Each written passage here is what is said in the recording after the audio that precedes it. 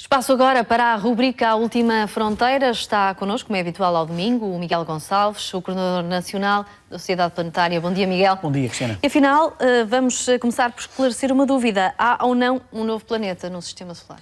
Por brincadeira, começamos por dizer que vamos falar do mais famoso não planeta anunciado no nosso Sistema Solar, porque foi um tema que andou em tudo que foi comunicação social e convém explicar um bocadinho mais neste nosso espaço, afinal, o que é que foi anunciado. Em primeiro lugar, alguns números. Os números que andaram na comunicação social foi que teria descoberto o chamado Planeta 9, que estaria a pouco mais de cerca de 20 vezes mais longe do Sol do que Neptuno está, e, portanto, cerca de 600 vezes mais afastado do Sol do que a Terra, e essa distância colossal, ele demoraria entre 10 mil a 20 mil anos a dar uma volta ao Sol. Esses foram os números que foram apresentados em toda a comunicação social sobre este Planeta 9. Eis então que surge a pergunta, Cristiana, foi de facto descoberto um novo planeta no Sistema Solar? A resposta sincera é não. Foi descoberta uma hipótese notável que explica muitas questões sobre as órbitas de outros corpos nos confins do Sistema Solar. E, para sermos sinceros, esta história começa em 2014, quando um grupo de astrónomos apresentou um artigo científico em que, para além de terem anunciado a descoberta de mais um corpo, aliás, estes foram a equipa de investigação que apresentou os dados sobre este suposto Planeta 9, mas em 2014 uma outra equipa de investigação, em que curiosamente estava um aluno este cavalheiro que temos ao lado esquerdo, o Mike Brown, essa equipa anunciou não só a descoberta do novo corpo, mas também, e isso sim é que é interessante, anunciou que 13 dos corpos mais distantes da cintura de Kuiper, enfim, que é uma zona do Sistema Solar para além de Neptuno, 13 desses corpos partilhavam uma característica orbital muito estranha. E, portanto, eles disseram que essa característica orbital, a que se junta à descoberta, lá está, daquele 2012 VP-113, só poderia ser explicado, disseram eles, nesse artigo, pela presença de um qualquer planeta que eles disseram na altura que teria que ser de baixa massa, de pequenas dimensões e que eventualmente poderia explicar aquelas órbitas estranhas deste conjunto de 13 corpos descobertos nos confins do Sistema Solar.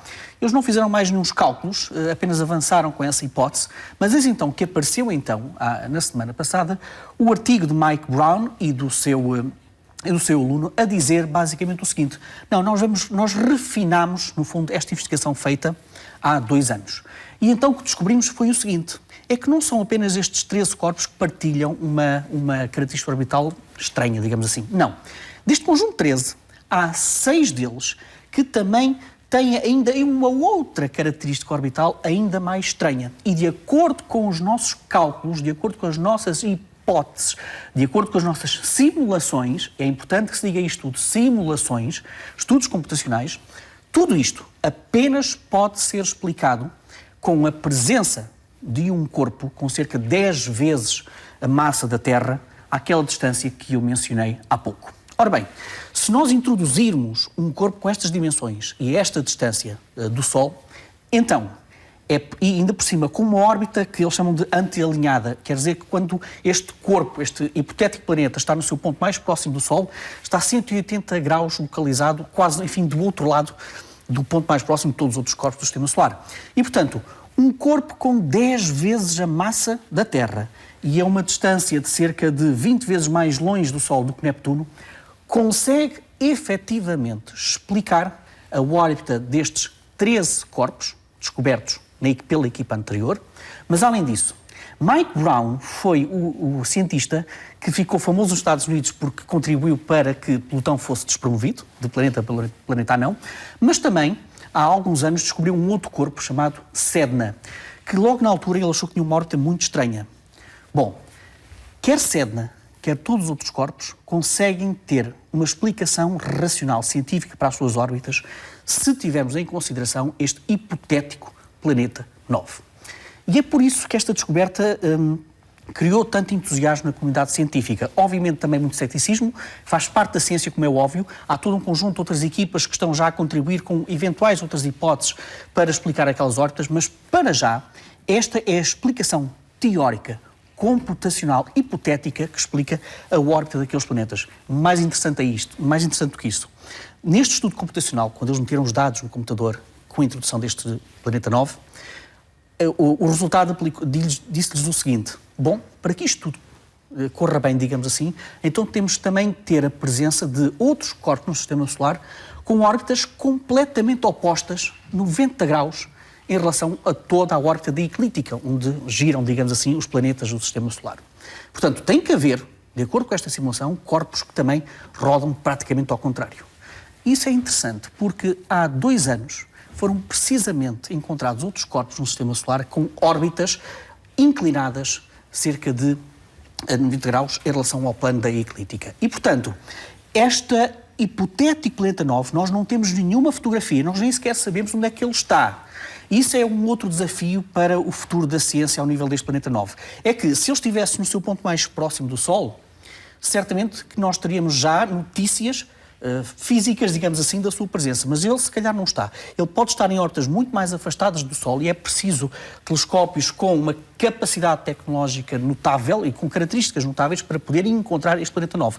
Porque nós não temos uma fotografia, estamos a falar apenas de uma conjuntura que a comunidade científica está a levar muito a sério porque consegue explicar de uma maneira perfeita a órbita de uma série de outros corpos que nós encontramos no fim do Sistema Solar e que não tinham uma explicação racional, digamos, plausível, mais ou menos unânime na comunidade científica. Este planeta 9 consegue encaixar, explicar essas órbitas todas e é por isso que, apesar de nós não podermos afirmar que foi descoberto um novo planeta no Sistema Solar, não é esse o caso, é um planeta hipotético que resolve muitos problemas, digamos assim, da comunidade científica. A descoberta deste, ou melhor, este tipo de estudos, que apontam como, no fundo, a gravidade a influenciar a órbita de outros corpos, tem também um pequeno pormenor histórico. Neptuno foi descoberto porque houve pequenas variações na órbita de Urano que indicavam que havia ali qualquer coisa, para além de Urano, que perturbava a órbita em termos gravitacionais. E daí temos chegado a Neptuno e temos descoberto Neptuno. Portanto, é também a maneira como são feitas este tipo de análises teóricas, computacionais, é também uma homenagem à investigação científica que já tem alguns séculos.